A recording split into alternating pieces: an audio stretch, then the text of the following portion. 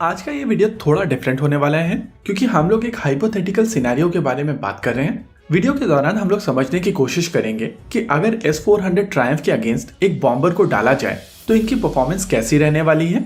इस वीडियो के पीछे लॉजिक मैं आपको बता देता हूँ। कल हम लोगों ने एक वीडियो किया था जहां पर हम लोगों ने आपको बताया था कि पुराने एयर चीफ मार्शल अरूप रहा सर की तरफ से ये कहा गया है कि भारत को स्ट्रेटेजिक फोर्सेस कमांड में बॉम्बर्स को इंडक्ट करना चाहिए और उसके सपोर्ट में और अगेंस्ट बहुत सारी ओपिनियंस निकल कर आई हैं।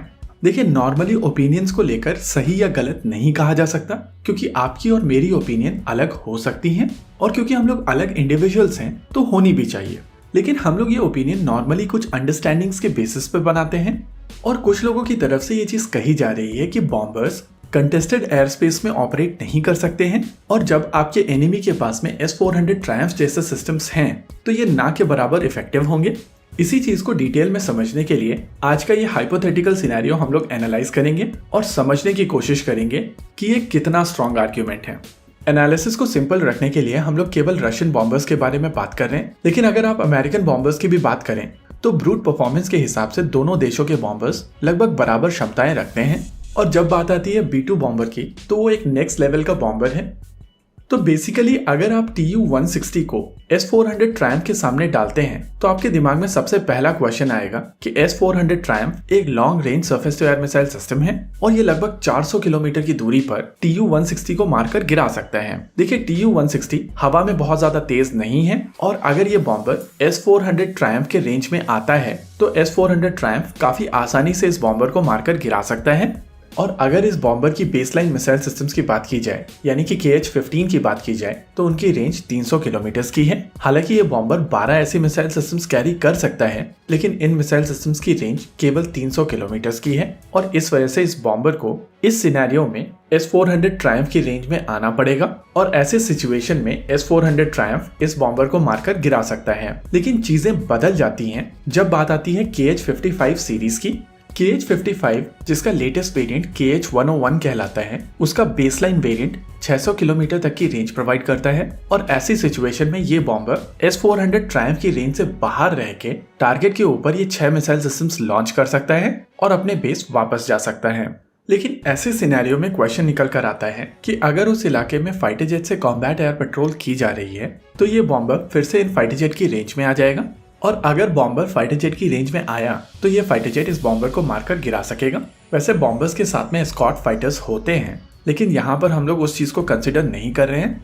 आप में से ज्यादातर लोग ये चीज जानते होंगे कि F-16 की कॉम्बैट रेडियस 550 किलोमीटर की है और अगर ये बॉम्बर 600 किलोमीटर के स्टैंड ऑफ डिस्टेंस से टारगेट के ऊपर air launch cruise missile system launch करने की कोशिश करता है तो कॉम्बैट एयर पेट्रोल कर रहे एयरक्राफ्ट इसको इंटरसेप्ट कर सकते हैं। हालांकि रिएक्शन टाइम वाली कैलकुलेशन चीजों को कॉम्प्लेक्स करेगा, लेकिन इसको भी हम लोग बॉम्बर की तरफ नेगेटिव डालकर एनालिसिस में आगे बढ़ते हैं।